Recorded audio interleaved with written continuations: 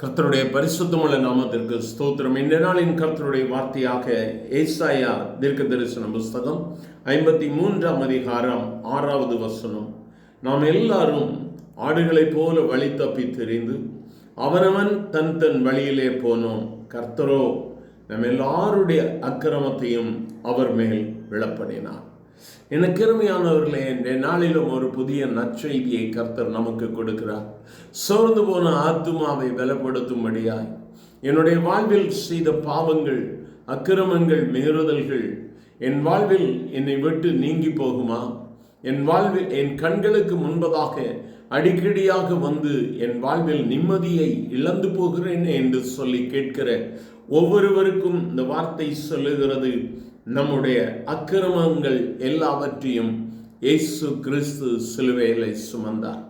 பாவங்களை மன்னிக்கிறவர், சாபங்களை மாற்றுகிறவர், நம்முடைய அக்கிரமங்களை அவர் சுமக்கிறவராக இருக்கிறார். இந்த வார்த்தைகளை கேட்கும் பொழுது எனக்கு அருமையானவர்களே, பல விதங்களில் நாம் வழி தப்பி தெரிந்திருக்கிறோம். உலகத்தினுடைய சம்பவங்களுக்காக நம்மை விற்று போட்டு இருக்கிறோம். அறிந்தும் அறியாமலும் அநேக வேளைகளில் அறிந்தும் தவறுகளை செய்திருப்போம்.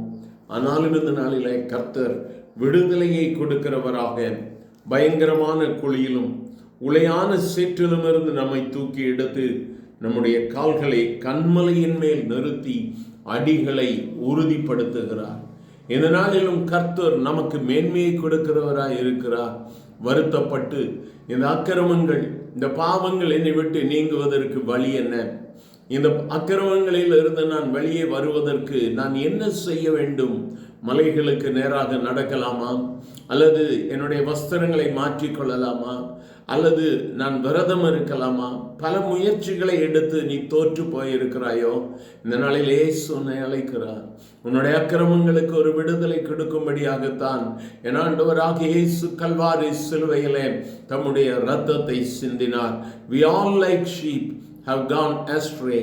Each of us has turned to our own way, and the Lord has laid on him the iniquity of us all. வழி தப்பி ஆடுகளைப் போல தெரிந்து இருக்கிற நமக்காகத்தான் என் ஆண்டவராகிய இயேசு இந்த உலகத்திலே மனிதனாக வந்து அவர் கல்வாரி சிலுவையில் அடிக்கப்பட்டார். அவருடைய இரத்தத்தினால் விடுதலை உண்டு. உன் அக்கிரமங்கள் நீங்குவதற்கு ஒரே ஒரு வழிதான், அது என் கர்த்தராகிய இயேசு கிறிஸ்துவினுடைய இரத்தம்.